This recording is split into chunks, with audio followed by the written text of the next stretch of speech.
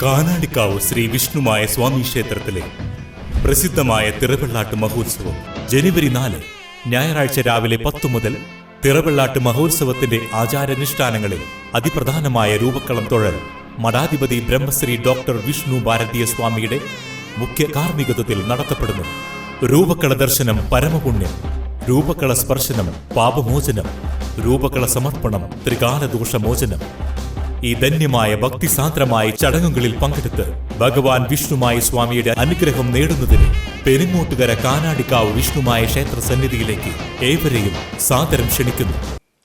കാനാടിക്കാവ് ശ്രീ വിഷ്ണുമായ സ്വാമി ക്ഷേത്രത്തിലെ തിറവെള്ളാട്ട് മഹോത്സവത്തോടനുബന്ധിച്ച് നടന്ന നൃത്ത സംഗീതോത്സവത്തിൽ പങ്കെടുത്ത കലാകാരന്മാരെ അനുമോദിച്ചു.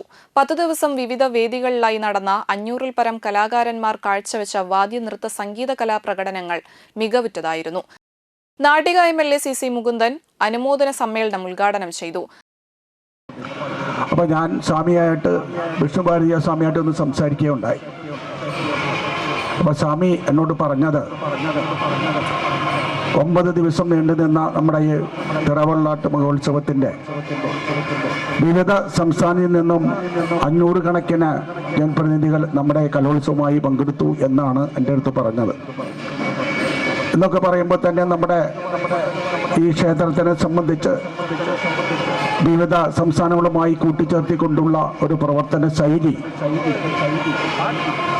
നമ്മുടെ ഇതിൻ്റെ പ്രവർത്തനവുമായി ബന്ധപ്പെടുത്തിക്കൊണ്ട് നമ്മുടെ തിറവെള്ളാട്ട് മഹോത്സവത്തിൻ്റെ ചുമതല വഹിക്കുന്ന സ്വാമിയുടെ പ്രവർത്തനം നമ്മളെ സംബന്ധിച്ചിടത്തോളം വളരെ മഹനീയമാണ്. Anthikad block panchayat member MV Suresh പങ്കെടുത്തു. മഠാധിപതി ഡോക്ടർ വിഷ്ണു ഭാരതീയ സ്വാമിയുടെ ആശീർവാദത്തോടെ നടന്ന സമ്മേളനത്തിൽ സ്ഥലം MLAയും ബ്ലോക്ക് പഞ്ചായത്ത് മെമ്പറും ചേർന്ന കലാകാരന്മാർക്കുള്ള ട്രോഫികൾ നൽകി. ചടങ്ങിൽ വിവിധ സംഗീത നൃത്ത വിദ്യാലയങ്ങളിലെ ഗുരുക്കന്മാരെയും ആദരിച്ചു.